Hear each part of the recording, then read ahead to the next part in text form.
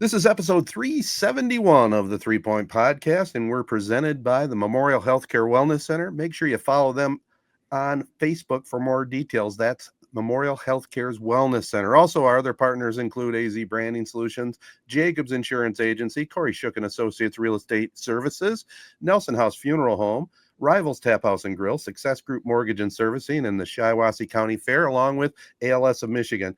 And man, I feel kind of bad here. It seems like Jared and I are kind of hogging the catch-up portions here on the last couple of podcasts, but we cannot not talk about what we had happen last Saturday night. Casey and Katie's wedding. Casey, our nephew, Jared's cousin, had a really great time. It was an outdoor wedding at the AZee Hall off of Corunna Avenue. Absolutely spectacular weather. First of all, great Michigan weather. And just a fun night, wasn't it, Jared? Yeah, it really was. I mean, I wrote down a couple of the highlights. I mean, the whole night was a freaking blast, man. I mean, that's a good time when there's a little bit of after party and people want to keep it rolling for a couple more hours afterwards. So, one thing that I thought was awesome, we were talking about Lord of the Rings. So Casey's a big fan of Lord of the Rings. The groomsmen and bridesmaids walked out to the Shire from Lord of the Rings. That was an awesome touch. I love that. And then the bride, Katie, she came out to the Shrek theme, which I'm not even sure people realize that was what that was. But the Fiona, I don't know what the theme is exactly, but you know it when you hear it. I thought that was a nice touch too. But really, what I got a huge kick out of was this band they had. Live band is always the way to go at weddings. You never can go wrong, even if they're not the best. These guys were awesome. It was a dueling piano bar. Dueling piano band. I think their name was called the Dueling Pianos, if I'm not mistaken. Well, the actual name is Frank McGlynn Mobile Dueling Piano Show. That's a long name. Wow. Yep. And one of the piano guys, you guys know who Uncle Cracker is. He's the touring piano guy with Uncle Cracker. So they're legit. They were. And I mean, they played good ones. Free Fallin' by Tom Petty. They played Piano Man by Billy Joel, of course. The one thing that's kind of been the running joke is, so the guy who was in Uncle Cracker's band, I don't know what to make of it. So after the show, I had a great time. I was dancing the whole time. I think my brothers had a good time too. But he comes down and says, "Hey, you three, I want a picture with you guys. It's me, my brother, my two brothers. We're both all bald." I'm like, what is this like? Why of all the people, when you think about like promoing a band or whatever, it's like, oh, let's get the prettiest girls or whatever. I don't know what. He described the three bald guys. So we took a great picture. I just was like, what in God's green earth would he want a picture with us three losers for? I don't know, but I guess maybe because we had a good time. I'm not sure, but I thought that was a funny. What in God's green earth do you want a picture of the three bald guys for?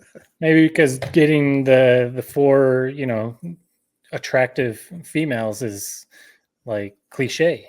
Say like, okay, cool. Everyone can play music for the, young college age girls, but we can also play music for the middle-aged bald guys. Right. Well, when you were first talking about it at the after party, and I thought your dad was included in the picture too, I go, well, the picture it speaks for itself. It is the bald guys, and you all look alike, kind of. You can tell you're related. So, I don't know. That was just a funny. Like I'm like I've been kind of checking their page. Like, is this gonna get posted or like what was this for? But no, it was a freaking awesome wedding, man. I mean, we go on and on forever. Yeah. I mean, all the speeches were great.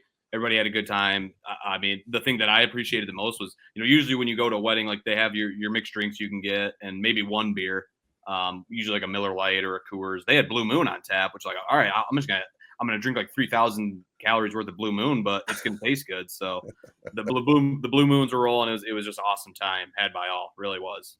Yeah. Yeah, it was one of the more fun weddings I have been to, and you're right about the live music. I mean, DJs are cool too, but when you have live music, it makes a big difference. And these guys were it was good because people that were at the reception were requesting the songs and they were playing them. That's what was cool about it. Yeah, dueling pianos are fun. I've never heard of them at a wedding reception. That's well, unique. It's cool, Matt, too, because when Casey first told me about it, I thought, okay, it's dueling pianos. You got two guys, at piano, but it was a full band. Yeah. They had a sax player, a guitar player, and a drummer. So it was cool. No, they had to do the classic. I don't know if there's dueling piano bars all over the place now, but there was a big one downtown Grand Rapids that we used to go to all the time. And they always do this at dueling piano bars. So did they do the classic? Did they have tip jars out where you could if you requested a song? I didn't see them. I mean, because people definitely I would have been tipping, man. That's the thing I always forget at weddings is you go to the bar and you go, I don't have cash, and you always feel bad for the bartenders. Like, man, they're doing a great job serving you all night, and then these guys are playing great songs all night, and I didn't have a way to reward them, you know? Right. Except for my bald head. Yeah, I was gonna ask though, because the bars usually have the tip jar, and then, but what I was gonna ask is, did they do the Michigan versus Michigan State fight song thing? They did not. Oh, okay, that's usually like the staple is like, all right, who's gonna put the money in for the Michigan fight song or the Michigan State fight song? It's a good idea. The Casey's a Notre Dame fan. Maybe he put the kibosh on it before the show. I bet he did. We're not having that. We can't play that. So. No, that's fun. Well, congrats to Casey. Weddings are always a good time. I mean, Jared, you've gone back and forth on weddings. I feel like we've talked about weddings and wedding receptions. You used to be I hate weddings. I never want to go to weddings. It's the worst thing ever. Now it seems like you're having a good time with them. I think it's because one, I used to go to weddings when I was like 15, and it's like, what are you supposed to do? Like you have a good time, but it's also like you just kind of sit in the corner and like just watch everybody dance. I'm not a big dancer, but I mean, you get enough beers, I'll do just about anything. So that I was just in the pocket. But the real thing is, now it's all my brother's getting married. It's my friends getting married. My cousin's getting married. And it's like you go to a wedding and there's like 50 of your friends here. There's 50 members of your family. It's like, it's awesome. That's a good point. I forgot that I used to say that, man, that I did used to hate weddings. I think it was a me problem more than anything. It usually is. Yeah. So I don't know. No, they've been blasted, man. I got 3 more. I have 6 total this spring, summer, and fall. So I got 3 more to go. So I'm looking forward to those ones as well. Next, about 2 weeks from this past Saturday, I got another one. So what do you think about the old geezer uncles and aunts out there jamming it up, man? I mean, I got maybe a couple more years in me before I'm out there with my walker or my cane, but you get it, like you said, you get a couple brews in you. It's time to hit the dance floor with that live music. Exactly. I mean, it was awesome. That's what was fun about it, man. It was cool. Like we kind of pulled a fast one maybe on the photographer. I don't know who did it. It was a good idea though. Let's have all of us get portraits that are in the family of this. While we're at this wedding, let's have all of our whole family stand together. All right. I think we were missing some people. My cousin Jake wasn't there and his whole family, but like, man, for the most part, it's like our whole family was there. Yeah. So it's pretty amazing. Good event for sure. Nothing like family. And we'll probably be touching a little bit upon that with our special guest, Noel Dean, Hall of Fame head coach, high school coach in Michigan, legendary at Lowell, now over at Chelsea, and he's going to make that program strong as can be. He'll be joining us coming up here right after this.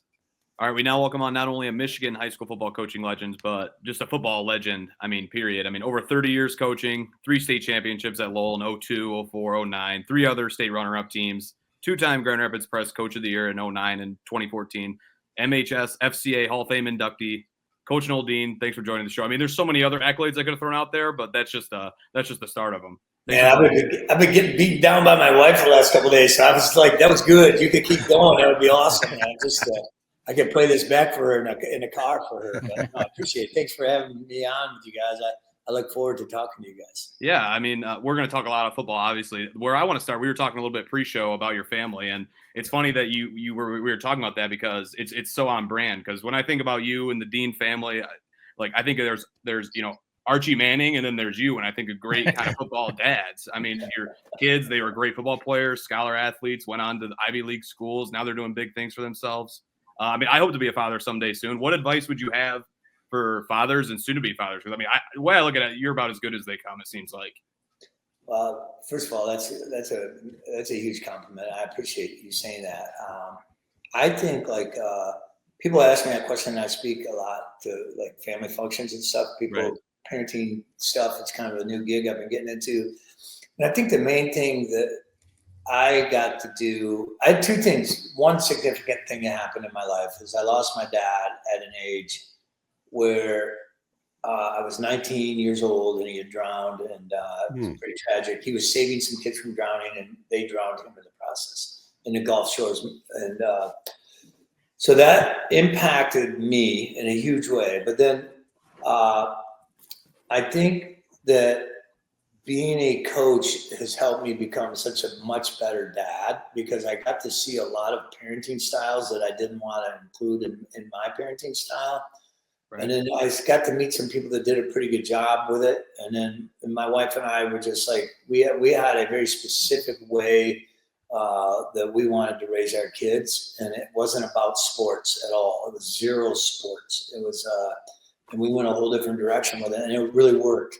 The sports was part of the vehicle to draw out the strengths that they had, right, but it was never going to be the identifiable piece of our relationship. And so people don't believe this when I say it, but we never once put a trophy or a medal or a certificate of their athletic success up in our house. They could put them up in their rooms if they chose to, but we never put them up in our house. We only put academic and character-driven things on our refrigerator or up in our house, because that was them. That was who they were, not what they were. And so that was it. It was really that simple. And my dad was a pretty good dude, so I learned a lot from him. So you learned a lot from your dad, obviously, but the correlation between coaching and parenthood, there's a lot there, isn't it? Wouldn't you say? I think there's a ton there. I think, especially in the sport of football, because you're giving up. I've been sending out some blurbs lately because I'm kind of building a speaking thing, and one of the things it's just such a greater good sport, right? I mean, if you're going to do it right, if you're going to do it the way it needs to be done, if you're going to coach, and you're going to be the way you need to be, the best teams that we've always had, it's just they give up so much of themselves for the greater good, and it's the same in family, right? I mean, you can't keep score, and you just do what you do, and you do it because you love each other, you care about each other, and football is very much that way. Yeah, well, the three of us grew up playing football. We love football, all four of us here chatting. So I think we definitely understand exactly what you're saying there. Jared laid out your accolades, and you can't brush over any of that stuff. You're definitely one of the best ever in Michigan high school football. We've had Tony Anise on the podcast a couple of times. I'm sure you probably know of Coach Anise over at Ferris State. And we've asked him a similar question that I want to ask you. He's obviously had success at the high school level and now at the college level, D2 at Ferris State. And we asked him, why not ever the jump to D1? Maybe, there's always been rumors of Central Michigan, Michigan State, offensive coordinator at Michigan and stuff like that. And I thought an answer he told us was really interesting. And then he basically said that he loves Ferris State because it gives him that high school feel. He can really have an impact on families and the kids. He gets kids that'll stay 3, 4, 5 years and stuff like that. And I thought that was really interesting. And I want to ask you basically the same thing. Those accolades that Jared laid out, maybe you could have gone up to, maybe if you want to say some bigger schools in high school, or maybe were there college opportunities? Why not any jumps to college, or has that ever been something you wanted to do? Well, a couple of things. You've said a few things there. First of all, Tony's first head coaching job, my dad gave that to him. Mm-hmm. And the only reason he got that job was because his wife was an excellent business manager. So he actually gave Tony the job so his wife would come work for him at Montrose. But okay, so that being said, so you do know Tony. You do know Coach Anise. I went into this deal to be with my children, and that was bottom line. Before I ever met him, before I knew him, I was going into coaching so that I could have the relationships that I wanted to have with my children. And I alluded that to earlier. I think it was really enhanced when I lost my father at a young age. And I've talked to Tony about that every once in a while. I don't want to put words in his mouth, but I would bet that his similar relationship with his father, Nick, probably played a little bit into whatever he was chasing. I think some of the best sometimes have some trauma in their life that, good or bad, that sometimes it gets you into that system, because there's not a day that doesn't go by that I don't think my father, and it's been 40 some years. So that's the reality of that, is what brings the greatness out there. Now, and sometimes I wonder and all that other stuff, but when I hang out with my 4 children, there's no doubt in my mind. I know what I did was what I needed to do and what I wanted to do.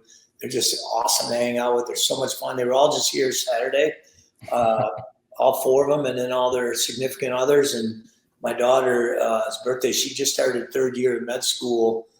This morning was her she's at MSU. her surgery rotation. So her birthday's next weekend, but she wasn't going to give us any time while she did that. So we took her. We went to Hell, Michigan. We went to the Hell Bar. Oh, nice. Yep. I took all my family to Hell and back. But I think that I enjoy what I do, and I don't have a lot of needs. I have 4 things. I tell my wife: I want my girl, I want my pickup truck, I want my football team, and I want my dog. And I have all 4 of those. I don't know what else I could have at this age. I'm in a good spot. That's awesome. So you started off at Burton Bendel in 91. Can you take us maybe through, kind of almost the Cliff Notes version of your journey, where you're at, Burton Bendel from 91 to 95, then you take the Lowell job, and I think it was over 15 consecutive playoff appearances later, state titles later. I mean, we're looking back on it almost 30 years ago. Take us back to when you took that job initially at Burton Bendel. Did you ever think that you'd be, a state champion coach and all the accolades that have come with it? No. I mean, you can't predict that stuff, right? Right. I'm not good at that. I was 22 years old. They couldn't find a coach. They told me if I did it, they'd give me a teaching job. And my wife was starting her master's. We weren't married yet, and her dad wasn't going to let me marry her unless I had a job. So all those things, I always say I took the coaching job to get the teaching job so I could get the girl. That was kind of the reality of that. And then, they were just, I don't know, it's like it's all relationship based, right? So if you have the relationship, and we couldn't talk about winning football games because that was not going to happen at the time there. So we did other things, and we built relationships, we cared about them and their academics, and cared to them about them building character commitments and getting kids to college, doing whatever it took, and just spent time with them. And then we started winning. And then we got to the semifinals. There was an interesting stat. We had 172 boys my 5th year there at Burton Bendel, and 124 of them played football. Wow. A small Class C school. We had a freshman team, a JV team, and a varsity team. And those kids, and here's the thing, when you go to a school like Burton Bendel was then, and you can gain those kids' trust, they will play their tails off because they don't have a whole lot of other things at the time going for them, and to this day, I still got they're like some of my best friends. I was only like 3 years older than some of them, right? So we're like the same age now, and then my last year there was pre-internet. Guy by the name of Mark Russell and Phil Christensen, who was the head coach at the time at Lowell, came across the state to a powerlifting meet. Said, we built this brand new school, and we want you to come interview for the job. And then I did, and it worked out. I was there at 20. I think I was 26. I was 7 years old when I took that job. And then, that to me, that was big time football. I mean, we were playing everybody, right? We played, Rockford and Warren De La Salle and Muskegon and East Grand Rapids. I mean, we're the who's who. A lot of people probably want to discount us because we just didn't have a lot of the big time athlete, Division I big timers, right? We had kids that would work hard, but we were smacking the snot out of all those people, and it was just a lot of fun. I mean, there was a period. Peter Sturzman and I, we become such really good friends.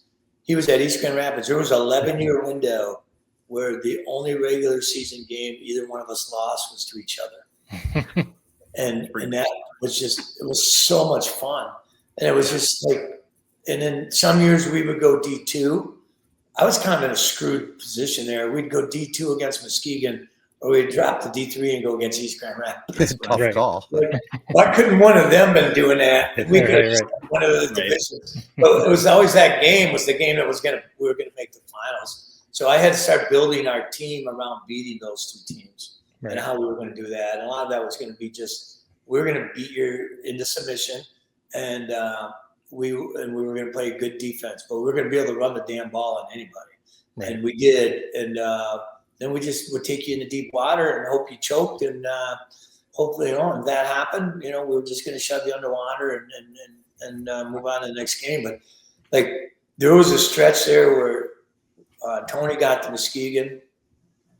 We had a hell of a game in 2004. Yeah, I was at that game. Awesome. Was it 2004? No, 2006. 2004 we won a state title, but 2006 was just an amazing back and forth game. And we weren't going to turn the corner on them, so we had to go at them. We had to go through them to get to where we wanted to be. And then we finally knocked them off for about 3 or 4 years in a row. And either we were in the finals or they were in the finals. Right. We'd go down to Division III and have to play East Grand Rapids. But good run, good, hard, physical, football, fun, wrestling. My brother moved over from Michigan State. He was with me for about 10 years as the wrestling coach. And his boys moved in, which helped. They were pretty good players. Oh, yeah. And and his oldest was like a year older than Goose. And then we had sons in the same grade, and then our daughters were in the same grade. And then Jill and I had the Doker were fourth. So there was like 17 kids in like a it was awesome 9-year window. And there was another family that wasn't related to us. It was named Deans that were wrestlers. That were a couple of years older than ours. So, we were like, all these damn Deans kept coming through. Right. Nobody knew Doak existed. And then all of a sudden Doak popped up. And I was like, what the hell are they? I remember one guy said, what are you guys, rabbits? What are you doing? It was so much fun. And then they would like compliment me on something Gabe would do or Max would do. Or they would compliment Dave on it. And, it's just interesting. Like Cannon wrestled both of David's boys in dual meets at Harvard versus Cornell. Oh, wow. And I always thought, like, my dad, first of all, would have been pissed that we let that happen. My dad would. But at the same time, it was just like so cool that this school superintendent from little old Montrose, who gave his life to public education and educating kids and how much value he had. Gosh, guys, you're going to get me teared up. I think about, like, him sitting in the stands in that dual meet, watching his 2 grandsons wrestle for Cornell and Harvard. Like, be pretty cool. It is. It's really cool. And sitting there with my brother, watching our 2 sons wrestle in a real, like an Ivy League dual match, was like just like surreal. Like, that's unreal. I don't know how you could sit there and watch it. That's intensity, man. Yeah. Well, Cannon got smacked around pretty good by Gary. But him and Max went toe to toe, right down to the wire. Right. Then Max moved on from Cornell because of the pandemic, and he was afraid the Ivy League was going to just close everything down, because that was kind of the way the Ivy League leads. So he transferred after. He was a 2-time All-American at Cornell, transferred to Penn State, won an NCAA title as an individual and as a wrestler at Ford Field of all places, which is pretty cool. That's awesome. It'd be like asking who's your favorite child on your 3 state championships, but I'll phrase it this way. Out of all your stops, it could be a losing team, but what was your most proud moment as a coach? What team? Team? You're asking team or moment? Team or moment, whatever. I would say the Pink Hero Project. It's like the thing I'm most proud of. I just, because there was so much that went on there, like people, like we just, and so many people modeled it afterwards. I can't think out like how many people might have helped. Like one of you mentioned Freeland. Yeah. The cause game there was built on the Pink Hero. I helped Kevin build that. I mean, he wrote a check towards Doak's cancer journey, but like you just couldn't anticipate. Like there was so many things that happened that were so positive after starting that it wasn't even what I had planned on. It was just something really cool we were doing, and it just built. But we raised, but when I left there, we were like a $3 million raised mark. And I don't, they've kept it going. It's like Pink Hero 18 this year. I just saw an ad for it. So that's pretty cool stuff. And so I was pretty happy. And I would say too, like, I know this is crazy, but the MLK game in the state finals, they literally had 13 kids that had moved in there that semester to play on that team that started for them. And they were all D1 kids. Out of those 13 kids at MLK, 9 of them went right back to their previous high school the next semester. So I just think about that for a minute. Yeah. And then think about I've been kind of like little town guy. That's what the Goose Poop 7-on-7 is so awesome for, because it's just communities trying to have fun building their own programs. Right. And our kids went after that game, man. There was no fear. There was no. We went into that game with every intention. We were going to roll the dice, and we were going to do anything it took to win that damn game. And we had 22 little brothers on that team. Think about that. So 22, and they just went at it. And, there were some things that happened down the stretch right at the end of that game that if another one kid stayed on the turf or they wouldn't even got another playoff. I mean, you go in and watch all of that. And we lost, talented quarterback, talented receiver, But it was just, that was like the last one, right? So it was just really cool, to go through that. Winning a state title, the first one ever, too, kind of sets your priorities, get your priorities right, because it's not all about that. You realize there's more to it than pursuing that ultimate, so there's just a lot there. That first one was pretty cool, though, meeting Brother Rice, and all of that. Right. I have to ask you one X's and O's question about that MLK game. I remember I was probably only, 13 or 14 at the time, but 3 or 4 times during that game, you guys had an awesome pre-snap deception where it would almost be like a hard count. Everybody would motion to one side. I'd never seen that before.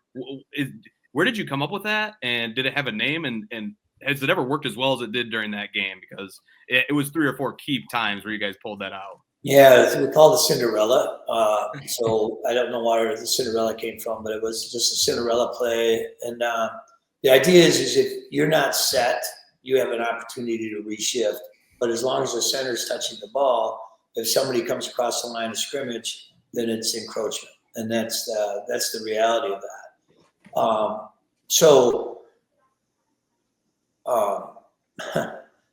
It's created a lot of angst for people over the years since then. And now, like, I ran it last fall against Adrian, and it worked like a charm. But then they told it was deception, and they threw the flag and went the other way. And I've heard it all over, and to be careful about all that. So I don't want to dive into all that, my feelings about it. The problem is with a play like that is if somebody thinks it's not fair, it doesn't matter what the rule is. I guess I'll leave it at that. It's an awesome play, man, for what it is. I think it was so creative and it's awesome. I support it 100% for what it's worth. Kind of like what Ted just asked a little bit ago. It's hard to pick, but man, you've coached so many great players. Some of them are part of your family, some of them not. I mean, keep in mind. If you had to pick one or maybe even 2 or 3 top players that you've coached, or not even top, but your favorite players. Mark Allen. Mark Allen. There ain't no one any close. Just explain why. He played all 3 positions, on all 3 sides of the ball. State finals against Brother Rice, he broke like a 20-year-old total yardage thing before total yardage was even a deal. Wow. He picked off a pass for a touchdown. They wouldn't punt to him. They wouldn't kick at him. Pretty amazing. He did something. He did something before Lowell believed it could happen. And he had, I call them the 7 Nates. There were 7 Nates in his class that quit football before their senior year. Wow. And they just mocked and tore apart, tore things down. I always call them the 7 Nates. And it was so funny because we lost to East Grand Rapids that year. I remember this, 2002. We lost to East Grand Rapids earlier in the year. Peter had a hell of a team. That was a really good team he had. That little run he had. 3 years he won right in a row. And one kid was put in his quote, senior year quote, and I didn't get it till the yearbooks came out, was, 9-0 our freshman year. Look what Coach Dean did with the team. And, all that stuff that people let happen because they just can't be a part of something awesome, so they got to do their own thing. And we went on to win the state title. He put that quote in that week after we lost the East game. And so I got the yearbook. I went down and asked him to sign it for me on that page. But he just was you can't coach that stuff. Keith Nickel, awesome player. Yeah. Awesome human being.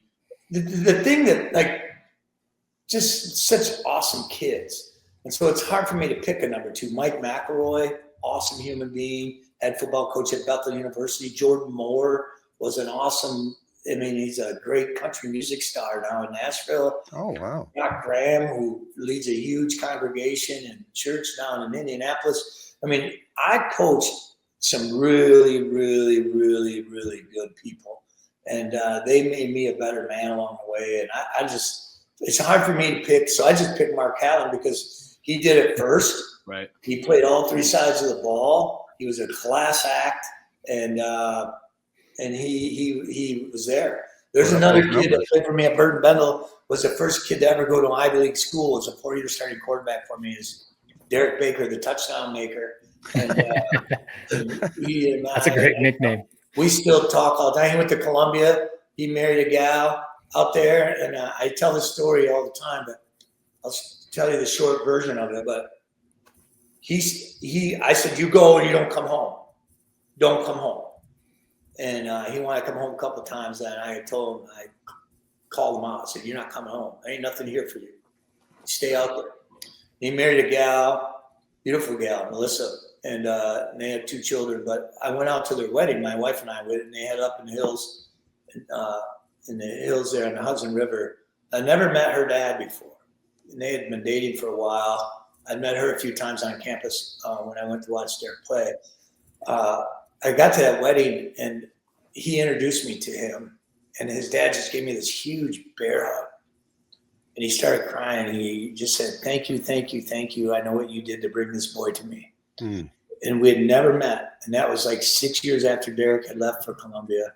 And it just kind of was a full circle thing. Like, Derek's there sharing stories about what we went through to get him to Columbia, to be available to meet his daughter, to marry her, and how much this guy felt about Derek and the fact that his daughter was marrying this man, and what role I played in whatever their thoughts were of how he got there. That's awesome. It's like the greatest compliment I've ever been given coaching. No, it's got to be stories like that almost trump the actual football stories, right? I mean, you talk about the impact off the field.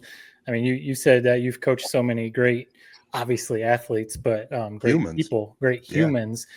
And, you need the athletes, you need guys and, that can play the sport, but having actual great humans that will come out and work and the camaraderie and stuff like that, that's probably as important or more important than anything, right? Oh man, it's like he's just like the winning, like this is the thing. If you do all the right things and you focus on the right things, like in our weight room at Lowell, the second year we were there, we painted up there, work ethic, effort, and attitude, the things we control. That's it. We weren't allowed to talk about the rain. We weren't talking about the weather. We weren't allowed to talk about officiating. We weren't allowed to talk about genetics. None of that stuff. Excuse me. That's all right. We weren't allowed to talk about any of that. We just the stuff that we can control. That was Nick Saban's version of the process.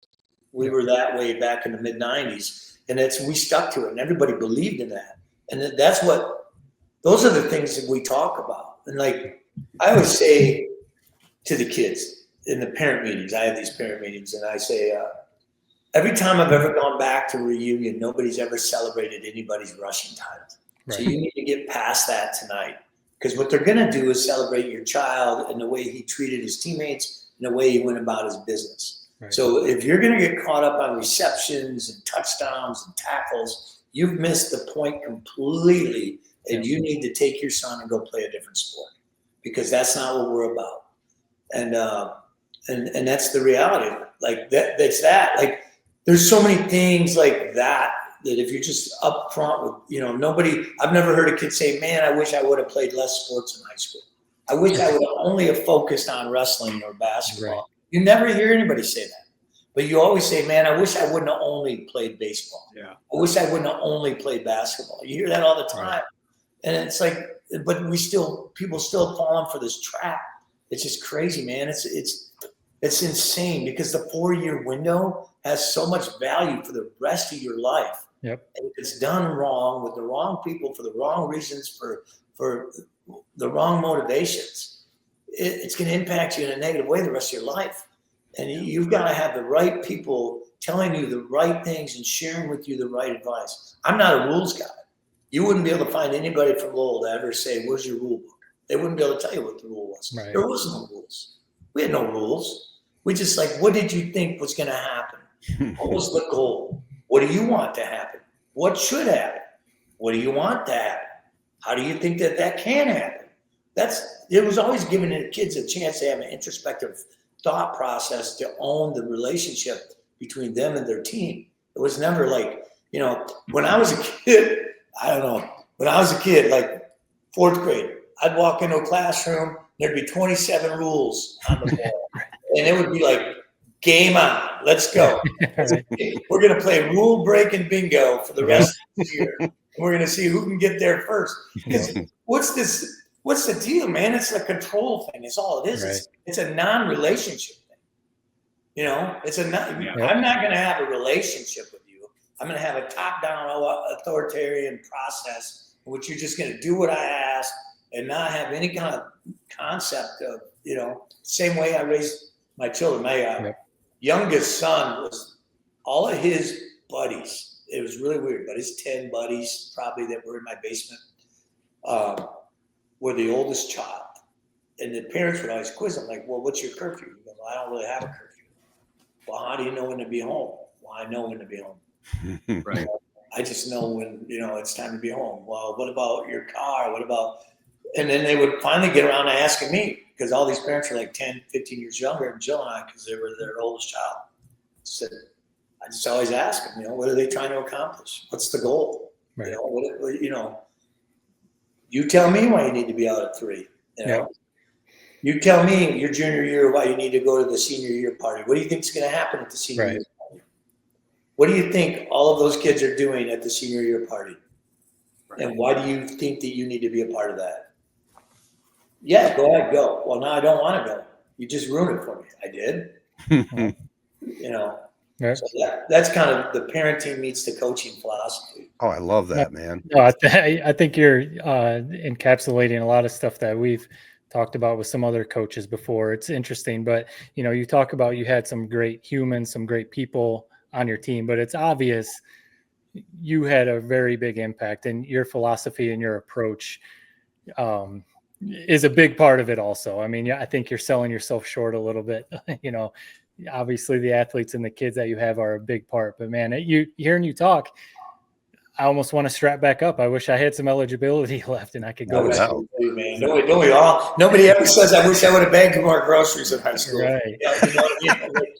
I wish I would have, I wish I would have done something like, collected more carts in the Meyer parking lot. Right. We all wish we would have done a little bit more, a little bit better, but that's all part of it, right? That's the beauty of it.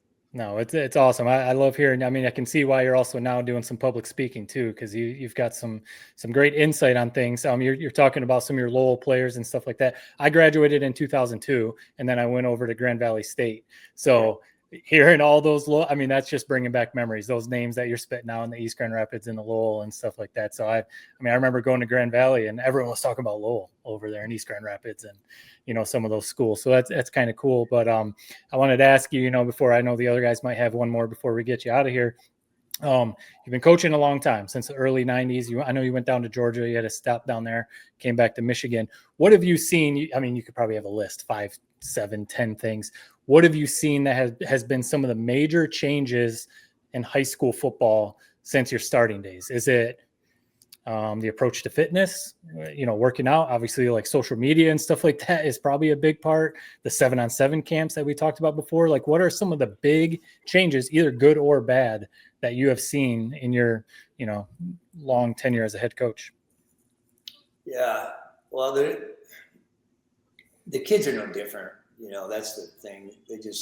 They're getting information in a way that's just shoved down their throat, that it's very manipulative and that kind of a deal. I feel bad for them with social media, because like when we were kids, I could ask my wife to maybe go to a dance with me in front of her girlfriends at school, and she would say no, and then everybody would tease me, and then then we'd go home. Right. Now when the kids go home, it gets worse, because that's when everybody gets on and there's Snap, whatever, and they do all these terrible things. So really, you're not going to control that. What you got to control is the kindness piece, and nobody's ever really won the internet. So you just got to be true to yourself and be authentic as you possibly can be with that. I would say probably the one thing that's most disturbing, like when I was out in West Michigan, I started a signing day that featured Division II and Division III kids, and tried to take it away from having the most popular kid in the room be what it's all about. I don't really care for the way that looks. I always had a rule with my children: they weren't allowed to wear their college choice stuff to any athletic event that they were participating in. It really bothers me when I see kids wearing that college T-shirt or where they're committed to, while the rest of the team's wearing the gear. Not for what you probably think, but you're putting undue pressure on yourself, and you're already moving on from a place you should be really enjoying being a part of. Right. But I would say this, and this is probably a controversial one, and I'll probably take some heat on this, but I don't really care because I've reached an age to where I don't like. Coaching is not coaching, and more people have got to be able to be okay talking about it, because it's one of these taboo topics that we're not allowed to talk about. But be okay building your own and working your own and working with your own kids. Stop worrying about other people's kids and trying to do it with other people's kids. And because it doesn't work. It's a house of cards. You can see it. I could give you case study after case study. I've been in this long enough. You start replacing your own kids from your own town with other people's kids in other people's towns, then you lose your infrastructure. Right. And when that dries up and goes away, the whole damn program is shot. Mm-hmm. Because of the way you went about your business. And the people that employed you let you go about your business that way. And you've seen communities destroyed by that. Yeah. Just, and it's like, what are we trying to do here, man? What's the goal? I don't want to win. I only want to win, with Bendel kids. I only want to win, Now, that's completely different than some kids that will move in because you put together a program or whatever. You can't stop that. Right. And there's a big difference, huge difference. I would say, like when I was in West Michigan, when Bob Blackwire was at South Christian, I'm not sure if it's changed. I don't think it has. I don't know. Maybe it has. But nobody ever thought that Bob Blackwire was trying to get your kids to come there. It was a lot different at some of the other private schools. Right. Mm-hmm. So this isn't a private school thing we're talking about. It's now a big time public problem. Yep.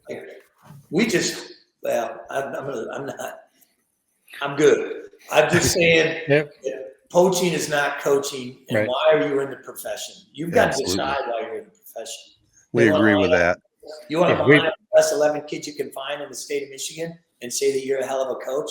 Congratulations. Amen. Hey, I got two final questions for you, Coach. Okay. Yeah. It goes back a little bit to when you were talking about rules.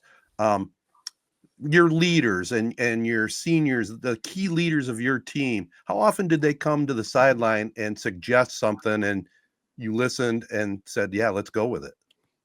I do that a lot, but probably not last year because I don't know how comfortable they felt doing that in my first year at Chelsea. Sure. But we're there. We're all the way there. I started a freshman quarterback after 3 games. Mm-hmm. And Jackson and I are going to be best friends for the next 3 years. I like being a good quarterback now. I like working with quarterbacks. I like the whole concept of having a running quarterback. So that's happened a lot over the years, and I'm open to it. I mean, you coach smart kids that you taught the game and they see the game and they understand the game, then you want to be open to that, and I'm open to that. That's awesome. And my final official question is, you're a Hall of Fame coach. You've been around a long time. You got a long time yet to coach, and we hope for a lot more success at Chelsea. But what advice would you give to a young coach just starting out? What words of wisdom do you find that you would pass on to them to start their program? You will be judged by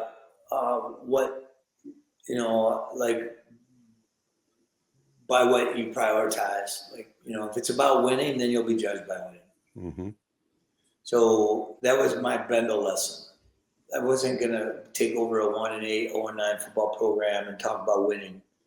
It had to be about other things. The metrics had to be there between, how many kids I could get to play, work, and all of that stuff. So, and then find yourself a place that you can enjoy living and be amongst the people and raise your family. Yeah. Make it, my kids, we need to go back all full circle on this thing. My kids got to sit in a locker room, and they knew even the best players, some of them that dad didn't really care for. Mm-hmm. They learned those lessons. Yeah. And then they saw kids that didn't play a lot that dad really liked. And then they had, most of the time, his best players, when his best players were his best kids, is when we really won. And those things, it's invaluable that I had that as a dad, and a lot of other dads didn't have that. I didn't have to tell my kids. They could see it firsthand in the locker room at halftime, before game, after games, sit and listen to me on the phone talking to another coach about stuff. They knew, So embrace it, make it a lifestyle, and you'll just, the rest of your life will be easy. My life was easy because of football. Great advice. One last question for you, Coach, then we'll get you out of here. I mean, looking ahead, I mean, you're in the heat of it right now in August. I'm getting excited. I wish I could, like Matt said, strap up the pads and play for you. How excited are you for this season, and what's kind of the outlook of your guys' team? It sounds like you're starting a sophomore quarterback. What challenges are you looking forward to trying to kind of conquer this year? Well, I first of all, I'm blessed. My wife and I loved Lowell with all of our hearts, and I always see everybody ask me, I just say, if I, for some reason, have to have a second wife, I hope she's a lot like Chelsea. So I enjoy where I'm at. I enjoy the kids, the people, the community. It's a very Lowell type town, to be very honest with you. Yeah. Very similar. I think that if the coaches don't screw them up, we should be pretty darn good this year, and we're hoping for the best. And we're pursuit of every game, But it's what's in front of us. At this point in time, it's more about we're our own competition, right? We can't set the bar on who we're playing or who we're not playing, and we have some pretty good games on our schedule. And but if we're okay with where we are, then we're not going to be very good. We just got to keep improving and getting better. Got some good stuff we've been working on. I'm excited about. I really am. I think I get excited every year. I just try not to be too. I'm not a big bold prediction guy. They'll tell us what we are at the end of the year, and there's a lot of people that like to tell you what you are. So we'll just add them all up, and we'll see where it ends. And I used to always say at Lowell there for that stretch. You know what 11-win season at Lowell is? You're average. Right. Right. And if you can win more than 11, you're above average. And if you win less than 11, you're below average. And, that's the reality of that. So, stop worrying about it. We only schedule 9, and you got to win 11 to be average. So, and Chelsea's very similar. They've had a lot of success. Brad Bush built a hell of a program here. Josh Lucas took it over, and he, so it's not like they didn't need a head coach, so my job is to just kind of steward it, keep my mouth shut, and, enjoy life. Very well said. Well, thanks again, Coach. We really do appreciate having you on, and good luck this season. We'll be watching. We'll be rooting for you guys. Yeah, I look forward to it. Yeah, Freeland's the number 1 in D4. That's my pick. Kevin's got 21 of 22 starters back, man. I spent some time with him this summer. He was, he's a good dude, man. I definitely. You guys could match up. It could be a great game.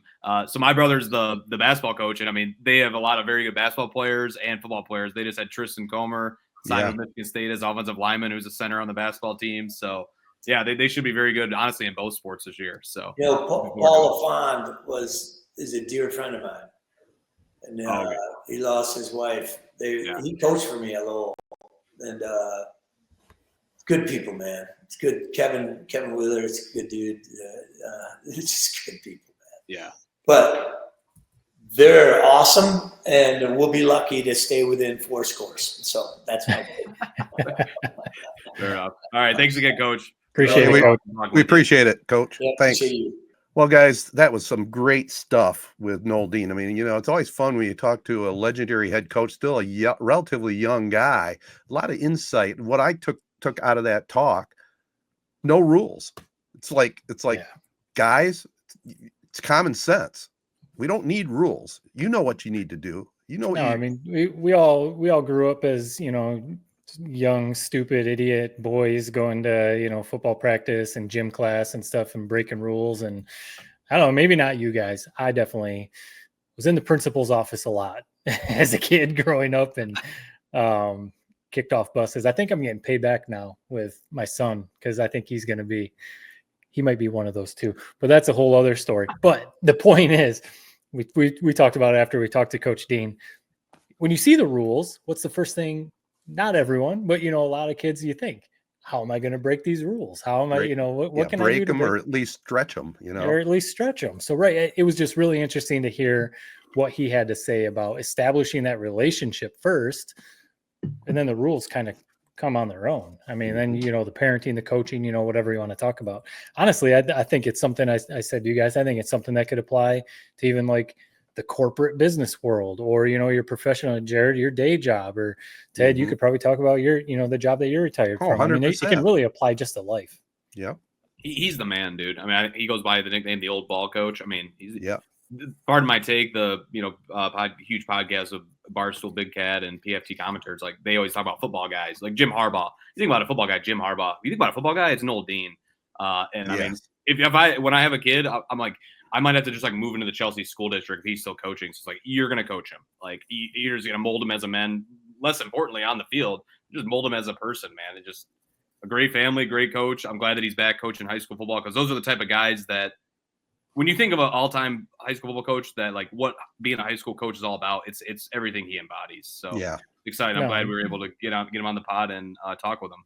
Good. Yeah, really, we could have gone even another hour with him. But the one thing that, we could recap the whole interview if we wanted. But one thing I thought was interesting too, and we've kind of talked about how much it's changed with people transferring around. Yeah, obviously college, but he was talking, high school, and it's just really interesting.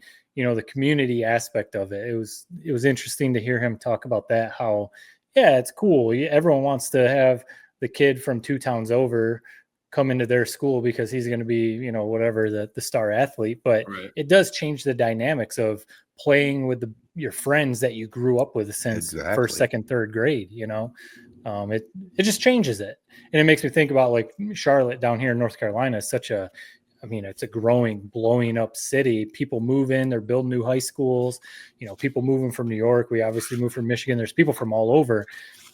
And we've talked about with people how it's different because they're rezoning the schools all the time. So kids are having to change schools. You've got, prep schools all over. And it's different than what we all grew up with, or what we grew up with in Michigan, mid-Michigan. You kind of stayed at the one school for the most part, not everyone, but, stayed at the one school your whole life. And it's just, it was interesting to hear him talk about that. Yeah, it was.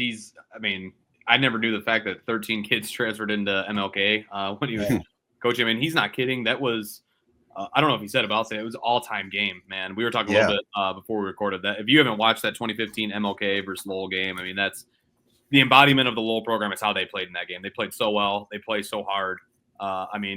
When you played a Lowell team, like I never played them. I can just imagine, but you're gonna wake up sore.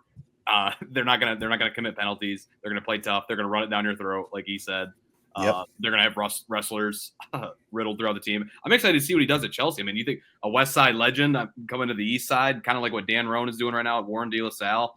I'm excited to see what he does there. And I mean, they're going to be winning a title or maybe competing for a title in no time. I mean, you listen to him talk and are like, yeah, I understand why you're such a good coach, why your programs have had these long streaks of playoffs and all that. So it makes sense. Absolutely. Yeah, I mean, Chelsea's a really good school district, and it's a neat town, too. So that's not a bad place to live. No. Tony, can you name I might be spoiled a little bit. Can you name famous Detroit Lion tight end who went to Chelsea high school? Probably right around early 2000s. Can you name him? I have no idea. Rob Rubik? Scheffler. Tony Scheffler. There you go. I know Jeff Daniels. He has a theater there. Nice. Yeah. The Purple Rose. But anyway, we regress. Where do we want to jump into in sports? What do we want to talk about? Oh, our Tigers. I saw obviously the big thing, trade deadline last week. You got your Tigers hat on right now, Ted. Yep. I saw what we're recording on Monday night. They did beat the Twins. Yep. So that's good. But they dropped 2 out of 3 to the Phillies over the weekend. That was a big series for them. The Phillies, obviously one of the best teams in the National League, really good team. So that was kind of a good, barometer for where they're at after the trade deadline. So it was a little disappointing for them to drop 2 out of 3, but it's not like the world is ending like some people were making it out to be. The trade deadline, we haven't talked since the trade deadline passed, but I don't know, a little ho-hum. They didn't really do a whole lot. They added a bunch of arms, nothing splash, a couple relievers. Charlie Morton was kind of the big starter, but he's 41 years 41. Old. Yeah. But right. He did have a good start against the Phillies. Finnegan, the closer, he actually got the save tonight against the Twins. I think that was a good one. So I don't know. I saw fans, and you guys probably did too, going crazy, of course.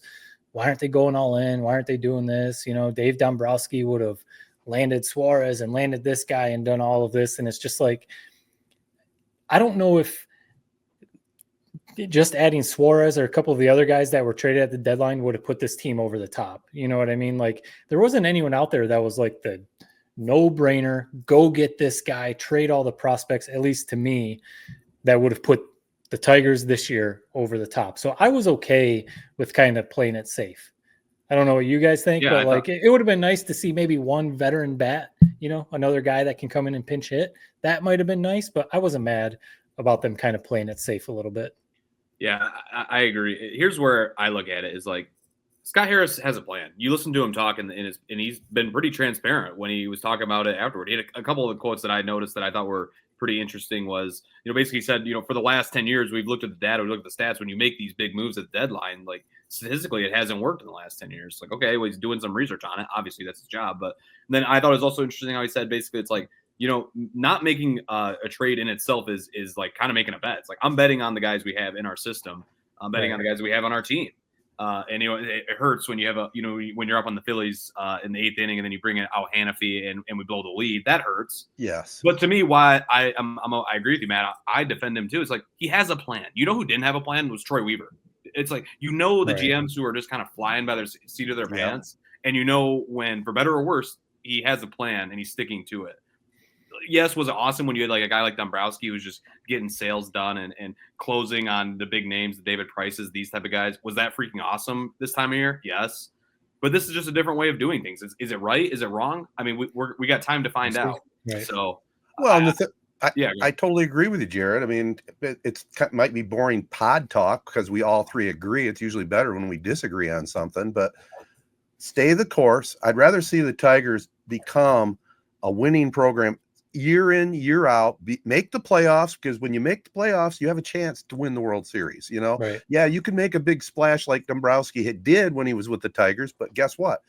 They didn't win a World Series. Yeah, they got to a couple, but they didn't win one, and that's the whole mission. And I think they're on the right track because, following this team and seeing what they have in the farm system, they got some pretty damn good young talent coming up too. Right. So I was totally okay with the no splash. And Verlander had a good quote. I remember they asked him, like, after he won a World Series with the Astros. I wish I pulled it up and made a note of exactly what he said, but it was something along the lines of, what's the difference between this World Series team and those teams in Detroit? He's basically like luck. It's like, it's not, there's nothing you can put your finger on. It's just, that's baseball. We see it every year. It's like Diamondbacks make it to the World Series a couple years ago. It's like, you just catch lightning at our team last year at the end of the year. It's like, who knows how to explain it? They just put it together and they look good. Right. Let me ask you guys this. What do you think a successful year is this year? I mean, is it actually like win a World Series or bust? Or I mean, if they take another step, if they make it to the ALCS, is that a good year? To me, if you're taking steps as a program, a franchise, it's a successful year. If they make it to the ALCS, advance one more round further than they did last year, how can you view that as a bad thing? Right. Is that fair, or are you guys really on we got to win this World Series? I think it's fair in baseball. I mean, obviously, the ultimate goal is to win championships, but if you see progress and make another step up, and like I said, they still got young guys with some talent. They got they got one of the top managers in baseball. So, yeah, I mean, but I wouldn't shortchange the fact if they get to the playoffs, they could make the World Series. They got a good enough team, and they've got confidence, and they've got some of that teamwork going. That karma. Yeah, I think if you put it on World Series or bust, you're almost putting like unrealistic expectations on the team, because I mean That's a pretty tall task over a long MLB season. But I think with how they started, I mean, basically until they fell apart the last few weeks, they were the best team in baseball the whole first half of the season. So with that, and with the playoff run last year, I think my expectation would be to win a playoff series, not the play in, whatever that is what it is. Win a playoff series. Yeah. Get to the ALCS and then see what happens, like Verlander said, and many people have said, it takes a lot of luck. I mean, we saw Tigers teams that the starting rotation was Verlander, Scherzer, Price, Anibal Sanchez, and couldn't win a series with that starting rotation. So, yes, I would think as long as there's no major injuries the next 2 months of the season, winning a playoff series should be the expectation. Would you bring up the name, and it would have been kind of cool if they would have just made a minor deal and brought Verlander in. It would have been. I'm with you. That would have been freaking awesome. Yeah. I mean, why not? I will agree with you on that. Why not do that? I mean, obviously, maybe you would have had to pay a little bit of a premium just because of the name attached to it. But I mean, Verlander, he almost seems very similar to the guys we did sign, the Paddocks, the Mortons. I mean, why not? Right. I wonder. I would like to know: was there a call made? Was there any discussions had? I'd like to know that too. Trying to get that done. That's a good. That would have been a good question, honestly. Ask Scott Harris during his 1 hour interview that he just did right after the trade deadline. I don't know. It would have been freaking cool, man. That's for sure. Yep. All right. Well, Tigers, like we said, we're recording on Monday. They got the win. Let's just see what they can keep on doing. The Twins, the total opposite of the spectrum there too, with what they just totally shot their roster, man, in money dumps, right? I mean, they were still kind of in contention. It's crazy. It's brutal, man. They dealt 10 guys on their 26-man roster. It's freaking mind-boggling. Benetti had a funny comment during one of the games. I think it was the first Phillies game on a Friday night. Like, let's play a game. Can you name who's playing for the Twins tonight? Like, there'd be no way to. So it felt important to get that win tonight. It really did. I mean, Kerry Carpenter comes through clutch. Man, if he starts raking like we've seen him do, that could be, the last infinity stone, it seems like, with this lineup. We need Riley. There's always one guy heating up as there's one cooling down. I mean, that's baseball. Riley Green's the big story right now. Man, he's been struggling, just going through that slump. I'm confident he'll come out of it, but needs that mustache back. He's struggling, man. I mean, it's been a slump for a month, but I think he'll probably figure it out. But man, the strikeouts are insane for Riley Green. But I mean, we'll hope that he figures it out. But no, they need to kind of get some other guys. Jack Flaherty does seem to be turning around a little bit. If Charlie Morton, if he can be solid, that's a great addition. Finnegan, obviously, and if Baez going back to center field a little more, like you said, it might kind of spark him a little bit. So no, they just got to keep that AL Central lead, like we've said 100 times. Just keep that lead going, and they'll be good to go. All right, where else do we want to go from this? I know we're running a little long. Garbage Hall of Fame game. I'm sure, Ted. I bet you watched it all. I don't know, Jared, if you did. I watched every play. I mean, every play. I watched it into the third quarter, and then it was kind of on in the background, and I was doing a couple other things. I was like, I'm not sitting here and watching this nonsense. But it was football. It was the Lions, so you got to watch it. But I'm not reading too much into it. I'm sure you guys aren't either. Basically, no starters played, and it's early August. It doesn't even seem like it should be, an actual game. You can read a little bit into it. Campbell, so you can read a little into it, and it's the same old bugaboo I've talked about every single year. I knew it's coming. You know where I'm going. You at least got to have a pro quality backup, and they don't. They don't have one. Let's wait and see what happens with the Browns, and let's just sign whoever gets cut from that whole situation. That's not a bad thought. The way I look at it. I mean, except to be fair, outside of maybe Joe Flacco, I don't know if I want any of those guys that the Browns might cut, to be honest with you. Yeah, Kenny Pickett's not any better than Kyle Allen, and that might be true. Either of those rookies. I mean, Kyle Allen, he's had a solid journeyman type of career. Yeah. But man, he looked terrible out there. Hendon Hooker, Jared, you were kind of saying it last week. Hendon Hooker, it just doesn't look like it's clicking. I don't know. Might as well cut bait. Right. So I don't know. Like, we'll see what they play the Falcons this Friday, and I saw they're going to give Hendon Hooker the start. So we'll see what they do, because Jared Goff is obviously the guy, but you never know. You don't want your seat. We used to say this when Stafford was there. You don't want your season to completely fall off the rails if an injury happens. You need a decent backup quarterback. So if your starter is out 1 or 2 games, that starter can kind of keep it going. Remember we had Sean Hill.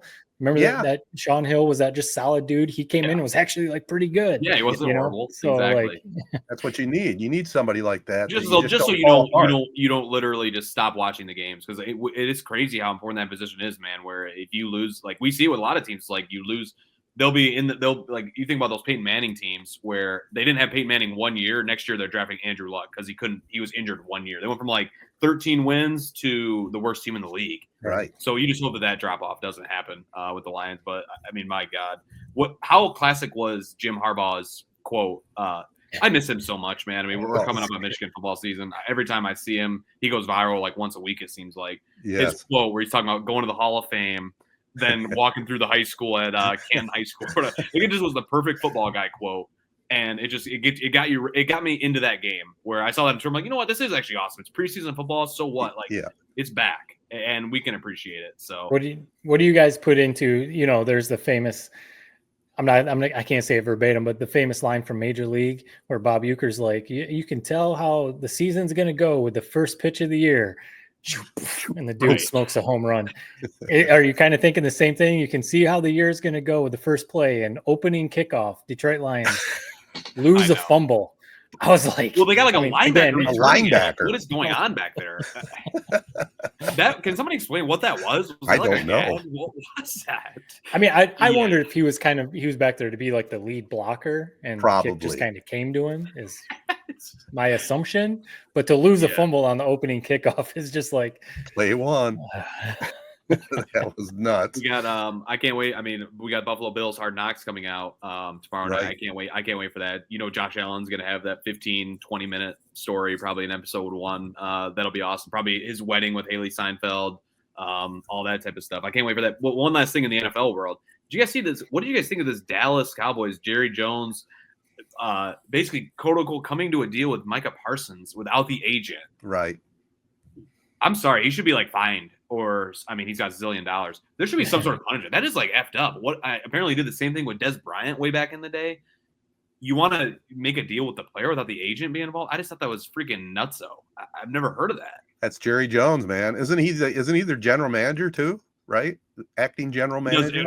Whether he has like it by owner, title or GM, not, he does it. Yeah. President of operations. He's like all of that. Well, to be frank, I can't stand Jerry Jones, man. I think he's a clown show, man. Right. To me, this was just bizarre, man. It made me go like, this guy actually maybe is like kind of evil. I like him in the NFL. He's a funny character, but this was just like, dude, what are you doing? Like, you don't. It just sounds like you're evil. You're trying to take advantage of this guy, right? It's just crazy how he runs things. Obviously, I mean, he's like you said, a zillionaire, football owner. So who are we to question what he does? But they haven't won a Super Bowl in a long time, so I guess you can't question what the heck they're doing. But the thing that always gets me is there's no other franchise in probably all of pro sports, definitely in the NFL, where the owner has a weekly radio show, and like on all the shows, all the I'm thinking the ESPN shows or all the other shows, you hear audio clips from the owner. Every other team, you don't even know who the owners of most of these teams are. You hear from the head coach, maybe the offensive coordinator, the quarterback. But the Cowboys are the only one. Like, I don't know who's their head coach this year. I know it used to be McCarthy. Schottenheimer, right? Yeah. You don't even hear from him. You would never even hear from Mike McCarthy when he was there, or when Jason Garrett was there. I mean, he ran Jimmy Johnson out of town, and Jimmy Johnson, one of the best coaches in football. Yeah. So I mean, just the way that he runs things. We talked to Noel Dean, complete opposite. Jerry Jones the way. And a little inside baseball, one thing that bothers me, I mean, this isn't like anything that would get me in trouble or whatever.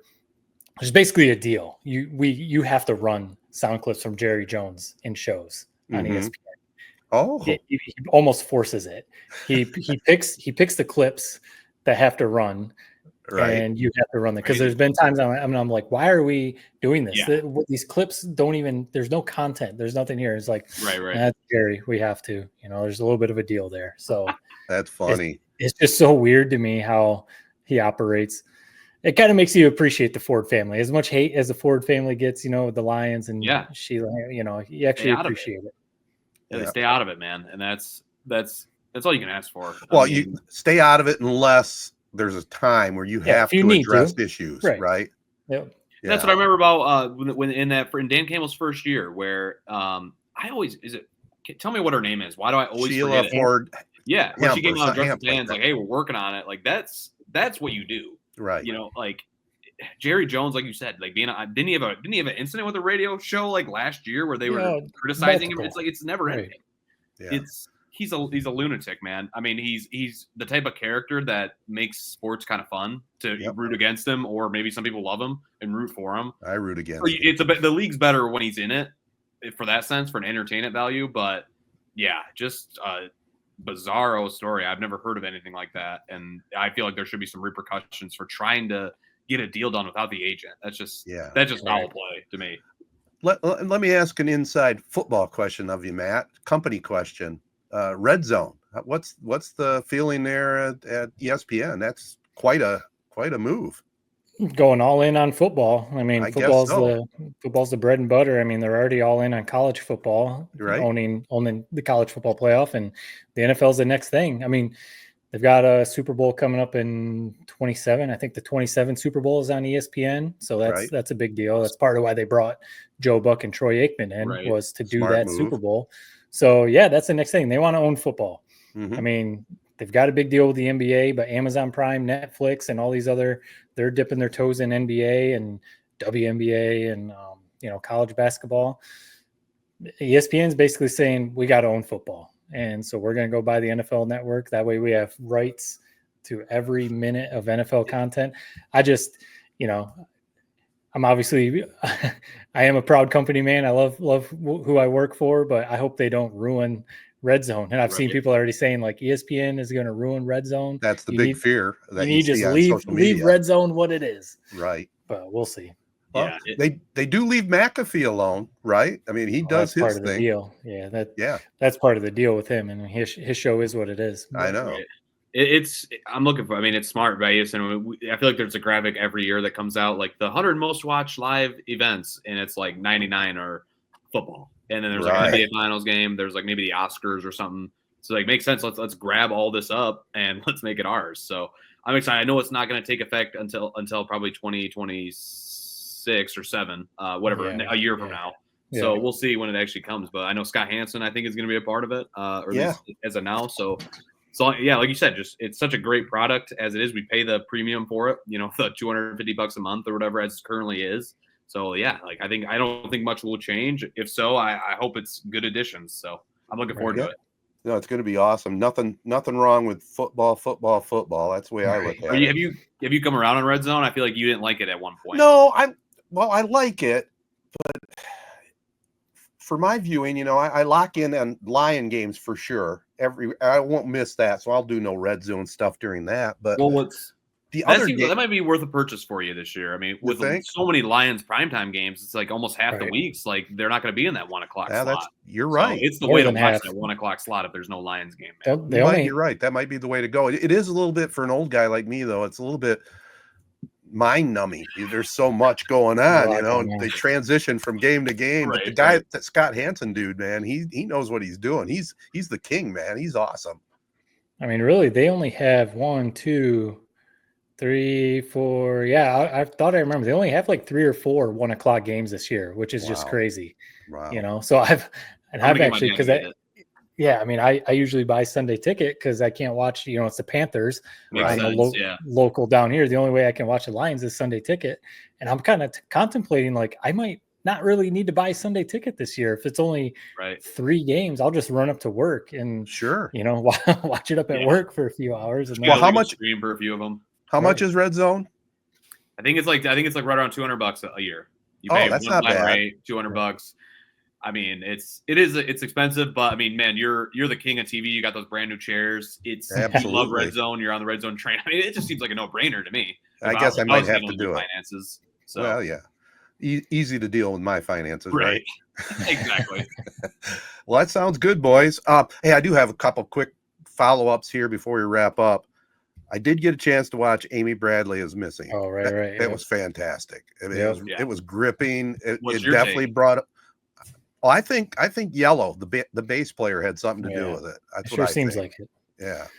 I mean, it sure seems like it, the connection, and then how the two females saw her walking with him to the elevator. Exactly. And then all of a sudden she's gone and he's walking back by and not acknowledging them, just kind of scooting out. A lot of weird stuff there.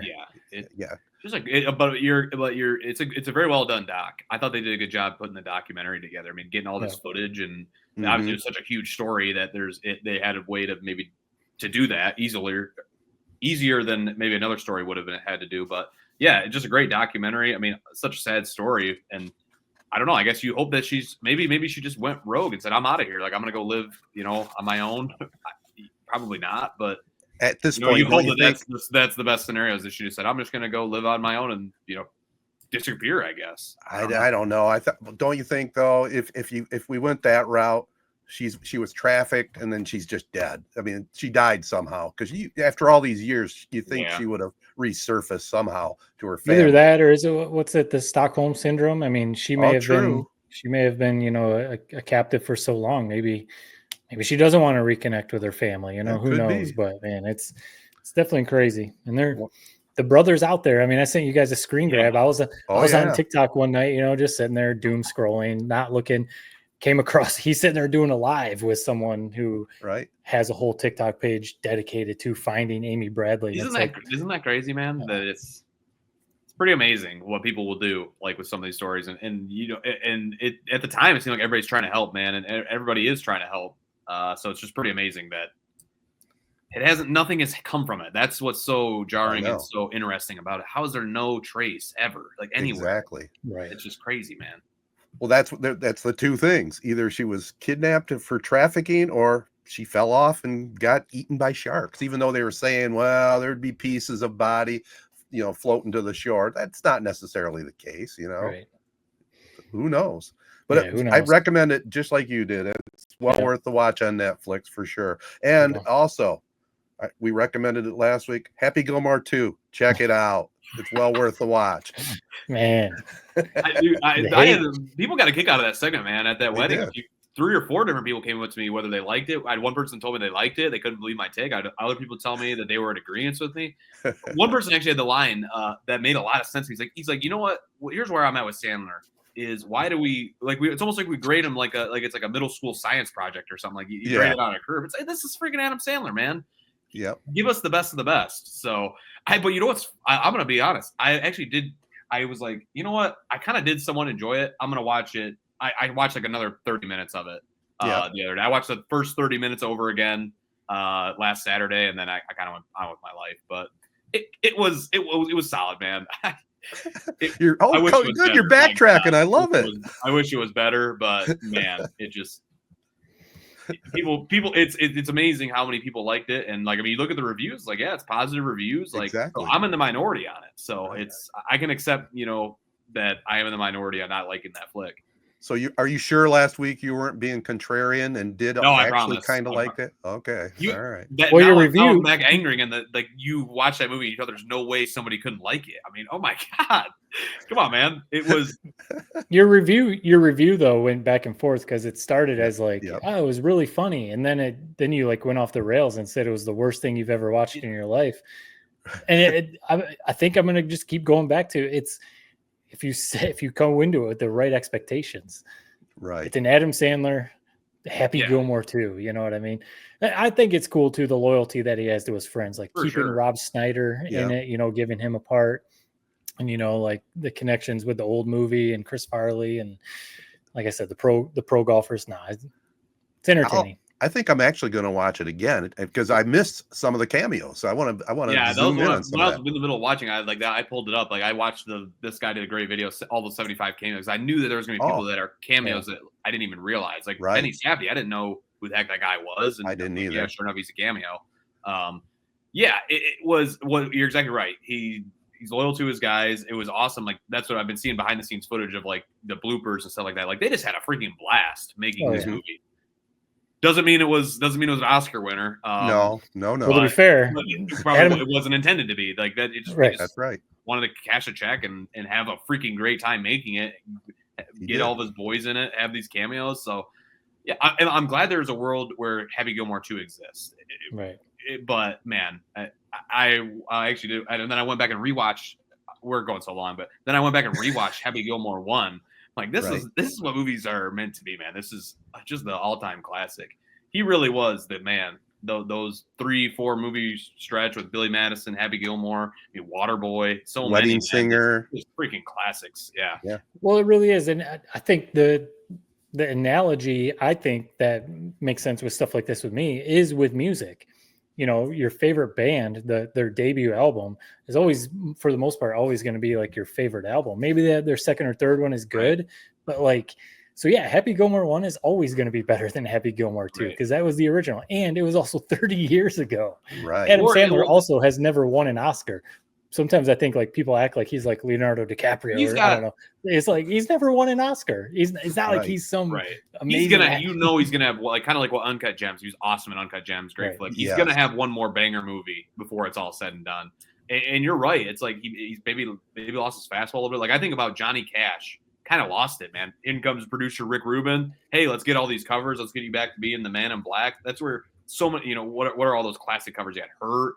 That last album he did. It's like, man, it's almost like more popular than anything he ever did before that. I think there's something coming like that with Adam Sandler. I just hope it's got to be off Netflix, man. Netflix is such a killer. I don't know if he ever will. Right. He's a Netflix guy for life. So his deal's too good. Yeah, now we're going to run 2.5 hours now at this point. But Jared, you were talking about the way Netflix movies look. Right. And I've always thought that too. I saw a dude probably on TikTok breaking down how Netflix, this is like nerd stuff, Jared, how they compress their movies to make them all look the same. And if you watch movies on Netflix, they all basically look the same. Why? Why did they do that? I think it's like they're the standard of how they stream. You think about back in the day, everything was shot on film. Right. You go to a movie theater, everything's shot on film. Jurassic Park, you look at it Jurassic Park and stuff. Now all these, they're basically shot with iPhones for the most part. Not iPhones. Everything's digital. So, digital, and it's just color corrected, and everything on Netflix just looks flat and the same. It's just interesting.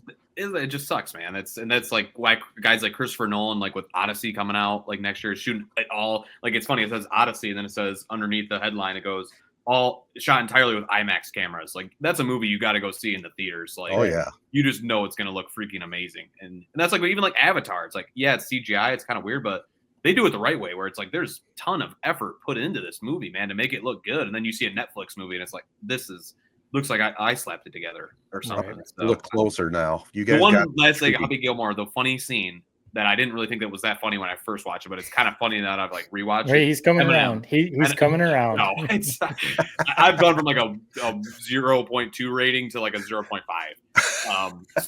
It's improvement. It's improvement, but the Eminem cameo was kind of a funny, stupid little like minute where.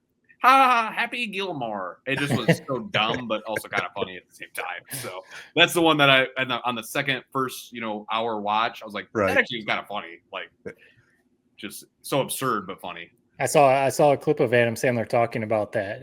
I guess him and Eminem are like boys. They're friends, but they've never worked together.